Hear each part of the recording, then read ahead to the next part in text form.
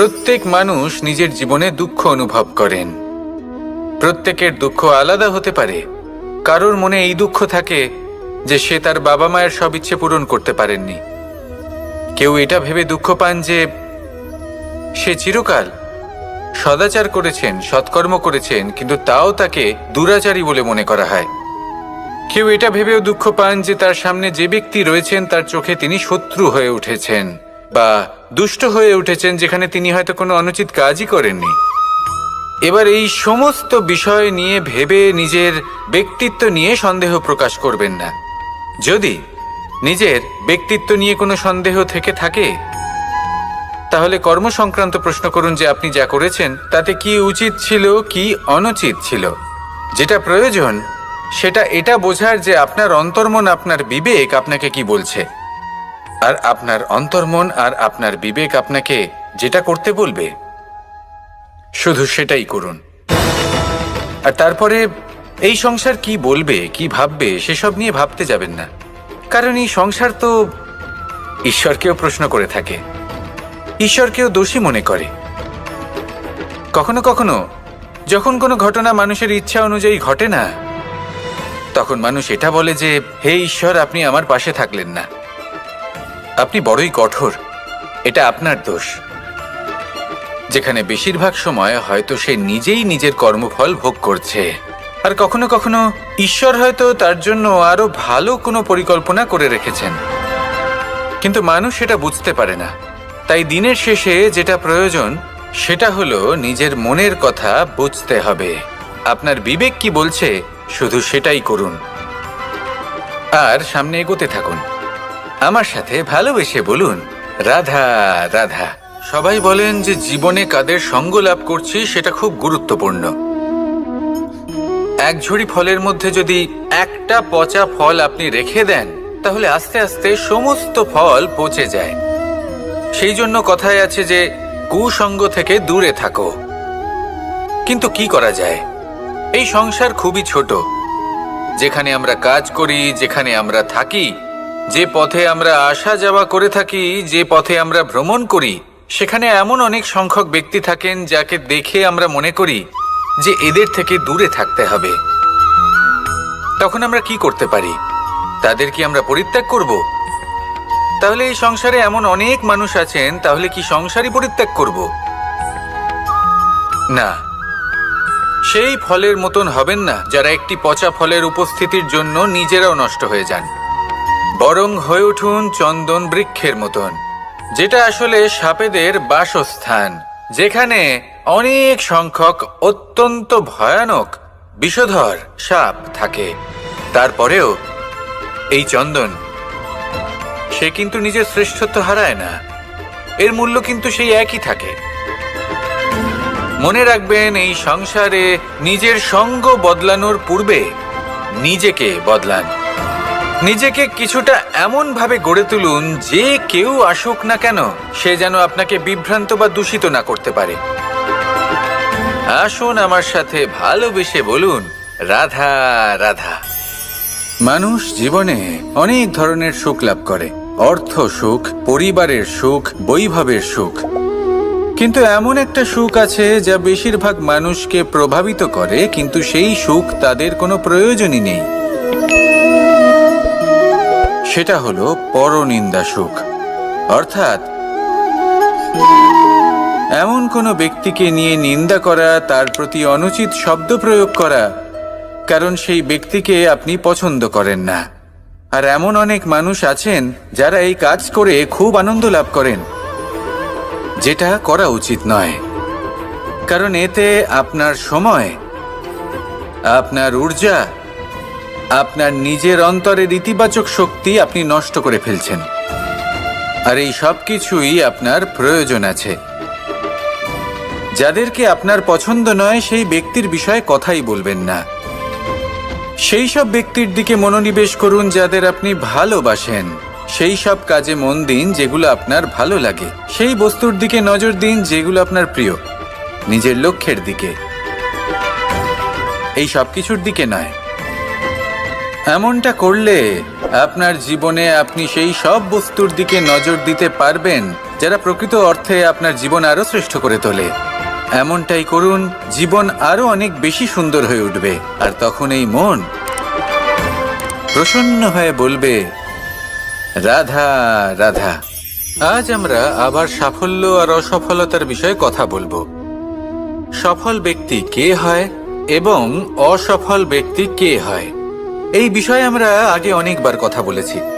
প্রত্যেক ব্যক্তি সাফল্য লাভ করতে চান, কিন্তু প্রত্যেক ব্যক্তি সাফল্য লাভের এই কাজে সফল হতে পারেন না। এবার এটা কেন হয়, এর পেছনে কারণটা কি? কারণ হলো ভয়। সফল ব্যক্তি হলেন তিনি যিনি নিজের সিদ্ধান্ত দ্বারা এই সমস্ত সংসারকে বদলে দিয়ে থাকেন, এবং অসফল ব্যক্তি হলেন তিনি যিনি এই সংসারকে দেখে এর বিষয়ে ভেবে নিজের সিদ্ধান্ত বদলে ফেলেন। প্রয়োজন হল নিজের লক্ষ্যের বিষয়ে ভেবে দেখার, পথের বিষয়ে ভেবে দেখার। একবার যদি আপনি পথ নির্বাচন করে থাকেন, সেই পথে অগ্রসর হতে থাকুন আর তাতে অটল থাকুন। সবসময় দৃঢ় প্রতিজ্ঞ হন। আপনি যদি কোনো পথে টিকে থাকেন আর নিরন্তর পরিশ্রম করতে থাকেন, তবেই আপনার জীবনে সাফল্য আসবে। যদি কথায় কথায় লোকে কি ভাববে, লোকে কি বলবে, একথা ভেবে নিজের সিদ্ধান্ত পাল্টান, তাহলে কখনো নিজের লক্ষ্যে পৌঁছতে পারবেন না। আসুন আমার সাথে ভালোবেসে বলুন, রাধা রাধা। মানুষের 6টি বড় শত্রু রয়েছে, আর এরা অন্য কোথাও নয়, বরং মানুষের অন্তরেই বাস করে। এই 6টি শত্রু হল কাম, ক্রোধ, মোহ, লোভ, ঈর্ষা আর অহংকার। কিন্তু এরা কি চিরকাল আপনার শত্রু হিসেবেই থেকে যায়? এদেরকে নিজের বন্ধু করে তোলা কি সম্ভব নয়? ভেবে দেখুন না। এবার যদি কথা বলি কাম নিয়ে, অর্থাৎ কামনা করা, তাহলে মানুষ যদি জীবনে কামনা করতে থাকে তাহলে সন্তোষের অনুভূতি লাভ করতে পারে না। কিন্তু এই কামনাই মানুষের বন্ধু হয়ে উঠতে পারে। কিভাবে? ধরুন, যদি মানুষ ভাবে আমি আরো অনেক বেশি শ্রেষ্ঠ ব্যক্তি হয়ে উঠতে চাই, আর তার জন্য কর্ম করে, পরিশ্রম করে, তাহলে ভবিষ্যতে গিয়ে শ্রেষ্ঠ ব্যক্তি হয়ে উঠতে পারে কামনার কারণে। অর্থাৎ এই কামনাই ওর বন্ধু হয়ে ওঠে। কিন্তু ধরুন, কোনো মানুষ যদি চায় সে শ্রেষ্ঠ ব্যক্তি হয়ে উঠবে, কিন্তু তার জন্য না কোনো কর্ম করছেন আর না কোনো পরিশ্রম করছেন, আর অধর্মের পথে চলতে শুরু করে দেন, তাহলে এই কামনাই তার শত্রু হয়ে উঠতে পারে। এবার যদি এই কামনাকে নিজের বন্ধু করে তুলতে হয়, তাহলে নিজের নির্বাচনে বিচক্ষণ হতে হবে, নিজের মস্তিষ্কের ওপর নিয়ন্ত্রণ রাখতে শিখতে হবে। সেটাই করুন আর আমার সাথে ভালোবেসে বলুন, রাধা রাধা। আজ আমরা মানুষের আরো একটি শত্রুর বিষয়ে কথা বলবো, যার নাম হলো লোভ। যে কোনো বস্তুকে অত্যাধিক লাভ করার যে বাসনা, যতটা লাভ করেছি ততটা যথেষ্ট নয়, আমার আরো চাই, আরো চাই, একেই বলে লোভ। এবার এই লোভ আপনার জীবনে শুভ না অশুভ, আপনার মিত্র নাকি আপনার শত্রু, সেটাও নির্ভর করছে আপনার ওপর। যেমন ধরুন, কোনো ব্যক্তির অসম্ভব ধনের লোভ, সে সেটা অর্জন করছে আর সেটা সংগ্রহ করছে, আর সেটা লাভ করার জন্য সে অনৈতিক কাজ করছে। যদি এই সব হতে থাকে, তাহলে লোভ কিন্তু আপনার পক্ষে অত্যন্ত ক্ষতিকারক। কিন্তু যদি সেই ব্যক্তি ধরুন ধন অর্জন করছেন, তার সাথে নীতিও পালন করছেন, আর সংগ্রহ করার পরে সেটা সংসারে ছড়িয়ে দিচ্ছেন, যদি এমনটা হয়, তাহলে এই লোভ আপনার বন্ধু হয়ে উঠতে পারে। যদি আপনার সৎসঙ্গ লাভ করার, সৎকর্ম করার লোভ থাকে, তাহলে আপনি কখনো একা থাকবেন না। যদি ভালোবাসা প্রদান করার লোভ থাকে, এই সংসারকে সাহায্য করার লোভ থাকে, তাহলে এই লোভ, যা সংসারের শত্রু, সেটা কিন্তু আপনার সাথে পরমাত্মার মিলন ঘটাতে পারে। এবার এই লোভকে নিজের মিত্র করে তুলবেন নাকি শত্রু করে তুলবেন, সেই সিদ্ধান্ত আপনারই। আসুন আমার সাথে ভালোবেসে বলুন, রাধা রাধা। কখনো এই প্রকৃতির দিকে তাকিয়ে থাকবেন। এই প্রকৃতি অনেক ধরনের শিক্ষা দেয়। কোনো একটা গাছকে দেখুন কিভাবে সে মাটি থেকে জল শুষে নেয়। সে ঝড় হোক বা হোক কড়া রোদ সব সহ্য করে এবং অবশেষে সে ফল ধারণ করে। আর সেই ফল উৎপন্ন করার পরে সে ফল কিন্তু সে নিজে গ্রহণ করে না, এই সংসারকে প্রদান করে, যাতে পশু পাখি মানুষ তারা এই ফল গ্রহণ করে শক্তিশালী হয়ে উঠতে পারে, সুস্থ থাকতে পারে।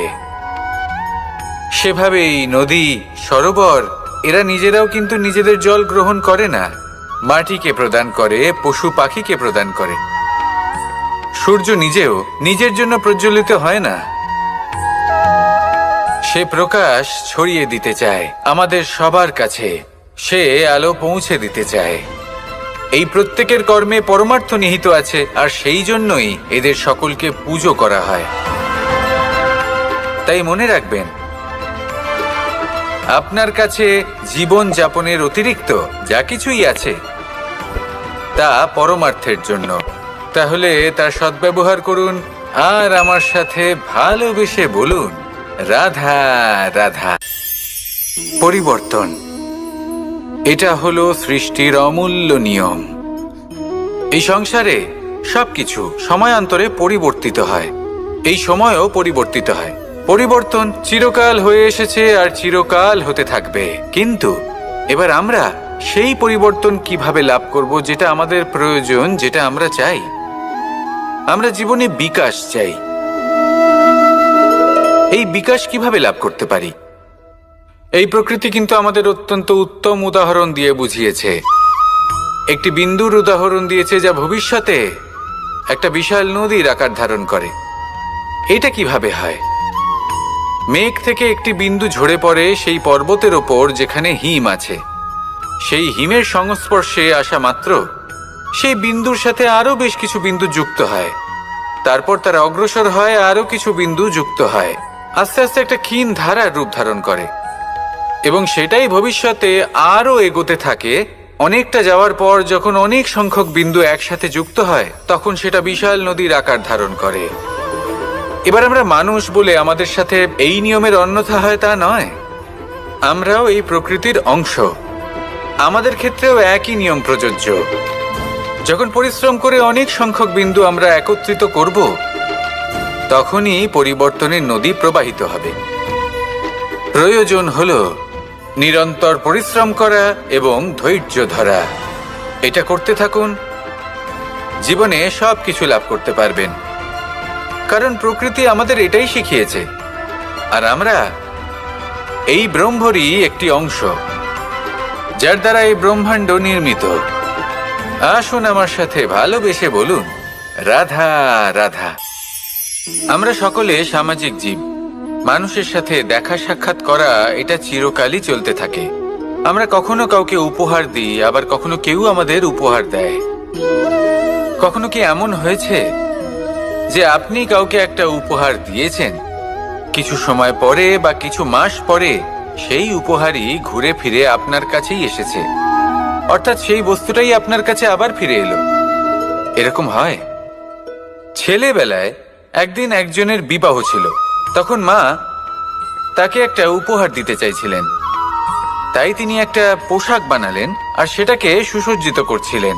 আমি দেখলাম আর জিজ্ঞেস করলাম যে মা, এই পোশাক এত সুসজ্জিত করার কি আছে? তখন মা বললেন যে কানাই, কখনো কাউকে এমনই উপহার দেবে, এমন প্রকারে দেবে যে সেটা যদি আবার ঘুরে ফিরে তোমার কাছে ফিরে আসে তাহলে যেন তোমার খারাপ না লাগে। এটাই কিন্তু হয় আমাদের ব্যবহারের সাথে, কর্মের সাথেও এবং আমাদের কথার সাথেও। তেমনই আচরণ করবেন যে আচরণ আপনি সহ্য করতে পারবেন। যদি মুখ থেকে কটু কথা বেরোতে থাকে তখন নিজেকে সংযত করে নিন। সেই শব্দই প্রয়োগ করুন যেটা আপনি তার বদলে শুনতে চাইবেন এবং আপনার দুঃখও হবে না। কারণ আপনার কর্ম এমন একটা উপহার যেটা আবার ঘুরে ফিরে ফলস্বরূপ আপনার কাছেই আসবে। সেই জন্য নিজের আচরণ শুভ করুন, নিজের মানসিকতা শুভ করুন, নিজের মুখ থেকে মধুর বাণী নিঃসৃত করুন, আর এইভাবেই মধুরভাবে বলুন, রাধা রাধা। এই সংসারে প্রত্যেকটা জিনিসের নিজস্ব একটা বিশেষত্ব আছে, আর তার বিশেষত্বর জন্যই তাকে বিশেষ গুরুত্ব দেওয়া হয়। যদি কথা বলি অস্ত্রের, যেমন তরোয়াল, তরোয়াল নির্মাণ করা হয়েছে রক্ষার জন্য। কত তাড়াতাড়ি সে সামনে উপস্থিত শত্রুকে নিধন করতে পারে। এবার এই তরোয়ালের কোন গুণটা দেখা প্রয়োজন? সেটার ধার। সেই বস্তুটি নয় যার মধ্যে এই তরোয়াল রাখা হয়। সেইভাবেই যদি আমি কথা বলি বাণের, তাহলে এটা প্রয়োজনীয় নয় যে সেই বাণ কতটা তীক্ষ্ণ, কতটা বলশালী। এটা দেখা প্রয়োজন যে তার আকারটা কেমন। সে কি বাতাস ভেদ করে নিজের লক্ষ্যে পৌঁছতে পারবে? সেটা বেশি গুরুত্বপূর্ণ, সেই জায়গাটা নয় যেখানে সেই বাণ রাখা হয়। ঠিক সেইভাবেই যদি আপনি কোনো মানুষেরই মূল্য বুঝতে চান, তাকে পরখ করে দেখতে চান, তাহলে তার জাতি, তার ধর্ম, তার রূপ, তার আকার, সেগুলো দেখে তাকে পরখ করতে চেষ্টা করবেন না। তাকে পরখ এই সব কিছুর ভিত্তিতে করবেন না। তার স্বভাবটা দেখুন, তার গুণ দেখুন, তার প্রতিভা দেখুন, তার কর্ম দেখুন, কারণ এটাই সেই ব্যক্তির আসল পরিচয়, এটাই হলো তার অস্তিত্ব। যখনই আপনি কোনো নর্তককে শ্রেষ্ঠ নৃত্য প্রদর্শন করতে দেখেন, তখন আপনি কিন্তু এটা ভাবেন না যে সে কোথা থেকে এসেছে, সে কি খায়, ওর বন্ধু বান্ধব কারা। আপনি তার নৃত্য দেখেন, ওর শিল্প দেখেন, সেটারই প্রশংসা করেন, সেটাকেই সম্মান করেন। সেইভাবে এই সংসারে সকলকে সম্মান করুন, আর এই সম্মানের আধার হওয়া উচিত তার গুণ, তার স্বভাব, তার কর্ম, তার রূপ আর তার বেশভূষা নয়। আসুন আমার সাথে ভালোবেসে বলুন, রাধা রাধা। এই সংসার বলে যে কৃষ্ণ হলো মহাযোগী, কেউ বলে যে কৃষ্ণ হলো সাংখ্যযোগের প্রবর্তক, কেউ বলে ভক্তিযোগের, কেউ বলে জ্ঞান যোগের, কেউ কেউ এটা মনে করেন যে অষ্টাঙ্গ যোগের প্রভু হলাম আমি। কিন্তু এই যোগ আসলে কি? যোগ বিষয়টাকে বোঝা খুব একটা কঠিন নয়, কিন্তু সেই যোগকে নিজের যাপনের অংশ করে তোলা হলো অত্যন্ত কঠিন, আর তার জন্য প্রয়োজন অভ্যাস। যোগ শব্দটার অর্থ হলো যুক্ত করা, আর এটা আমি ছোটবেলায় শিখেছিলাম। যখন আমার মাখন খেতে ইচ্ছে করত, আর মা মাখনের সেই হাঁড়িটা ওপরে টাঙিয়ে রাখতেন, তখন আমরা ভাবতাম যে অত দূরে পৌঁছবো কি করে। তখন আমরা যোগের বিষয়ে জানতে পারলাম, আর তখন জানতে পারলাম যে সব থেকে গুরুত্বপূর্ণ যোগ আসলে কি? সহযোগিতা, সাহায্য। আমরা সব সখারা একসাথে জড়ো হতাম, একে অপরের পিঠের ওপর উঠে দাঁড়াতাম, আর তারপর আমরা ওই মাখনের হাঁড়ির কাছে পৌঁছতে পারতাম, আর তারপর আমরা সবাই মিলে সেই মাখন ভাগ করে খেতাম। সহযোগিতা, এটা অত্যন্ত গুরুত্বপূর্ণ। পাণ্ডবরাও মহাভারতে এটাই করেছিলেন। ওনাদের সাথেও কেউ ছিল না, একে অপরকে সাহায্য করে ওনারা অনেক বীরদের একত্রিত করেছিলেন। তারপর অবশেষে মহাভারতের এই মহাযুদ্ধে ওনারা জয়লাভ করেছিলেন। রামায়ণে রাম এবং লক্ষ্মণের সাথে কেউ ছিল না। সহযোগিতার মাধ্যমে ওনারা ভাল্লুক আর বানর সেনাকে একত্রিত করেছিলেন, আর এই সংসারের সব থেকে প্রবল রাক্ষস রাবণকে বধ করেছিলেন।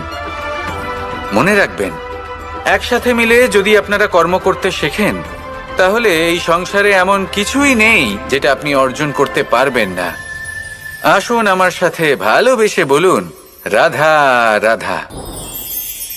মানুষ যখনই কোনো পর্বতারোহণ করতে শুরু করে, তখন সে বারবার পড়ে যায়, বারবার উঠে দাঁড়ায়, সামনে এগোতে চেষ্টা করে, কিন্তু যদি সে দৃঢ় নিশ্চয় করে থাকে, তাহলে সে অবশেষে সেই পর্বতের শিখরে পৌঁছেই যায়। চলার পথে যদি বড় কোনো পাথর চলে আসে, বা পর্বতের কোনো বড় অংশ সামনে আসে, তাহলে সে তার সাথে ধাক্কা খায় না, সে পথ বদলে নেয়। কিন্তু বাধা তাকে সবসময় পেতেই হয়, আর সেই বাধা সে পায় ছোট ছোট পাথরের দ্বারা। তাদের উপর পা পড়লে তার পা পিছলে যায় আর সে পড়ে যায়। এই ছোট ছোট পাথর হলো আমাদের জীবনের সেই ছোট ছোট সমস্যা, সেই ছোট ছোট ভুলগুলো যেগুলো আমরা অবজ্ঞা করতে থাকি। আমরা ভাবি এর দ্বারা কি বা ক্ষতি হবে, কিন্তু সেগুলোই অনেক সময় আমাদের অসফলতার কারণ হয়ে দাঁড়ায়। যত তাড়াতাড়ি সম্ভব এই ছোট ছোট পাথরগুলিকে জীবন থেকে তুলে ফেলে দিন। ভুল হওয়াটা স্বাভাবিক, কিন্তু তার মানে এই নয় যে বারবার সেই ভুলের পুনরাবৃত্তি ঘটবে। ভুলটা বুঝুন, সেটা স্বীকার করুন আর সেটা শুধরে নিন।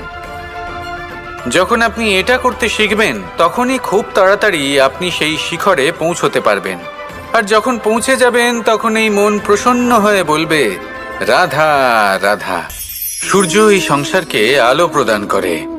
সূর্যের মনে যদি নিজের তেজের জন্য অহংকার জন্ম নেয়, তখন তার অহংকার ভঙ্গ করে মেঘ। সূর্যের আলো পূর্ণরূপে ঢেকে দেয়।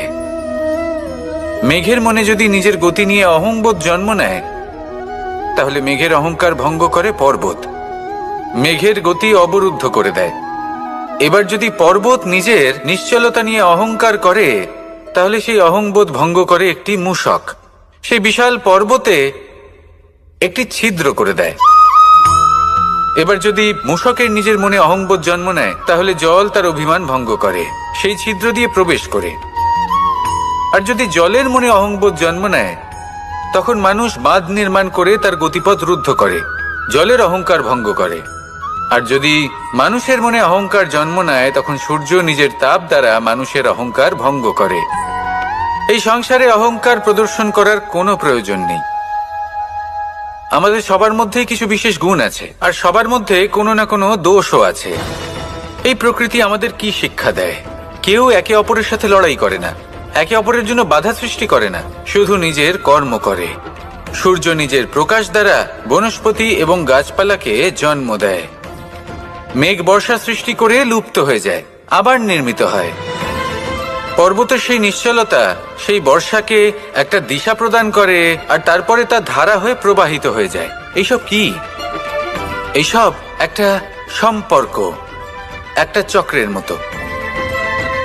সবাই একসাথে নিজের কর্ম করে, তাই এই চক্র আবর্তিত হয়। এটা আমাদেরও করতে হবে, একসাথে মিলে কাজ করতে হবে। কারোর জন্য বাধা হয়ে উঠলে হবে না, কাউকে ছোট মনে করলে হবে না। এটাই করতে থাকুন, সবাই মিলেমিশে কর্ম করুন। প্রকৃতি আমাদের এই শিক্ষাই দেয়। আসুন আমার সাথে ভালোবেসে বলুন, রাধা রাধা। আপনি কখনো পলাশ ফুল দেখেছেন? কি সুন্দর দেখতে, লাল রক্তবর্ণ, উজ্জ্বল, কিন্তু এতে কোনো সুগন্ধ নেই। সেই জন্য ওকে শুধু চোখ ভরে দেখতে ইচ্ছে করে। দেখবেন তাকে কিন্তু পুজোতে ব্যবহার করা হয় না, এই ফুল দিয়ে মালা বানানো হয় না। সেরকমই আমাদের জীবনে এমন অনেক ব্যক্তি রয়েছেন যাদেরকে সম্মান অর্জন করতে হয়। যদি আপনি কোনো উচ্চ বংশে জন্ম নিয়ে থাকেন এবং আপনার কাছে সবকিছু থাকে, ধন ঐশ্বর্য থাকে, সবকিছু আপনি আগে থেকেই পেয়ে গেছেন, তাও কিন্তু এই সংসার আপনাকে সম্মান দেবে না। ততক্ষণ পর্যন্ত দেবে না যতক্ষণ না আপনি নিজের অন্তরে গুণ জাগ্রত করছেন, শ্রেষ্ঠ কর্ম করছেন, নিজের অন্তরে ইতিবাচক মনোভাবের এই সুবাস জাগ্রত করছেন। যদি এসব কিছু করেন, তাহলেই এই সংসার আপনাকে সম্মান দেবে। এবার এটা আপনার ওপরে নির্ভরশীল যে আপনি কি পলাশ ফুলের মতো হতে চান, নাকি অন্য কোনো ফুল হয়ে উঠতে চান যার সুবাস আছে, যে নিজের সুবাস এই সারা পৃথিবীতে ছড়িয়ে দেয়। আসুন আমার সাথে ভালোবেসে বলুন, রাধা রাধা।